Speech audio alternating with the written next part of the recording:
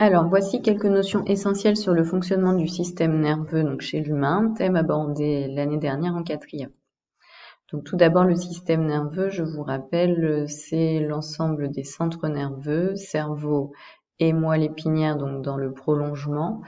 Donc là, c'est un petit peu mal représenté. Là, on est plutôt sur le tronc cérébral. La moelle épinière, elle est un peu plus derrière. Donc, l'ensemble des centres nerveux, cerveau et moelle épinière, donc, et des nerfs. Donc, ce système nerveux va permettre de mettre en relation les organes sensoriels, donc les organes liés au sens, les yeux, la bouche, la peau, le nez, les oreilles. Donc là, vous reconnaissez les organes en lien donc avec les 5 sens. Donc, mettre en lien ces organes sensoriels avec les organes moteurs qui correspondent donc aux muscles. Donc, les organes sensoriels vont envoyer donc une information donc au centre nerveux, donc au cerveau, par l'intermédiaire de nerfs qu'on appellera donc des nerfs sensitifs. Le message qui circulera, l'information donnée, on lui donnera le nom de message nerveux sensitif. Donc, cette information va arriver au cerveau, puis donc à la moelle épinière, et va être traduite en un message nerveux moteur qui va circuler le long d'un nerf moteur. C'est par exemple le nerf sciatique qui va descendre donc jusqu'au muscle de la jambe. Donc, le cerveau va donc recevoir des messages nerveux sensitifs, les analyser, donc les traiter, et les convertir en messages nerveux moteurs. Donc, il va élaborer une réponse motrice adaptée. Et ceci se fera au niveau donc de territoires donc bien précis qu'on appelle des aires cérébrales.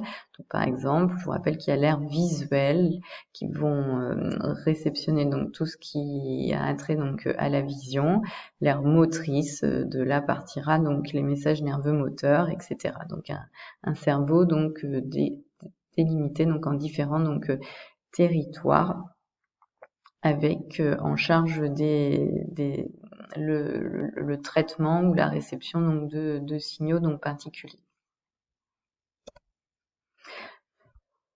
Donc si on zoome dans ce système nerveux, ce qu'on va observer, ce sont donc des cellules nerveuses qu'on appellera donc des neurones. Donc vous voyez que ces cellules, donc on retrouve l'organisation donc de la cellule avec le noyau, la membrane, le cytoplasme, mais on va avoir donc une forme particulière en rapport donc avec sa fonction.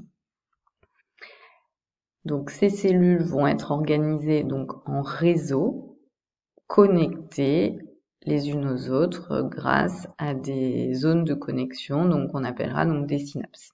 Ici, là, c'est une synapse, un neurone qui se branche sur un autre. Donc, les informations qui vont circuler le long donc de ces neurones vont être de deux types. Tout d'abord, tout au long donc du neurone, il va y avoir un message nerveux de type électrique. Voilà, donc un micro-courant électrique qui va circuler. Et là, au niveau donc de la synapse, étant donné que c'est comme une interruption donc de cette cellule, le signal électrique donc ne peut pas passer à l'autre cellule sous cette forme du moins. Donc là, il va être converti en un message chimique avec des petites molécules qui vont donc passer donc d'un neurone à l'autre au niveau donc de cette zone de synapse. Et ces substances chimiques, on les appellera des neurotransmetteurs ou neuromédiateurs. Donc là, il y a écrit deux fois la même chose. C'est pas neurotransmetteur ou neurotransmetteur, c'est neurotransmetteur ou neuromédiateur. Ce réseau est capable d'évoluer en fonction donc de nos apprentissages, de nos expériences. C'est ce qu'on appelle le mécanisme de plasticité cérébrale.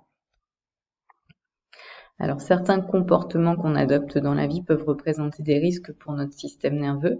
C'est par exemple l'exposition répétée donc à des bruits forts qui va entraîner donc l'altération donc de certains organes sensoriels, donc là en l'occurrence donc des oreilles, donc c'est-à-dire que les organes sensoriels sont abîmés, donc là on sera au niveau des cellules ciliées, les cellules réceptrices des sons, et ce qui entraînerait une perte d'audition. On peut citer aussi par exemple le manque de sommeil, le fait de ne pas dormir assez ne permet pas d'avoir un temps de récupération et de nettoyage assez long donc pour le cerveau, et c'est pendant donc la nuit que se fait donc toute la mémorisation.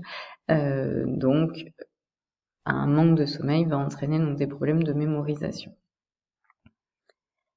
Certaines substances consommées peuvent représenter des risques pour le système nerveux. C'est ce qu'on appellera les substances psychotropes, qui vont agir sur le fonctionnement donc du système nerveux, du cerveau, comme les drogues, cannabis, cocaïne.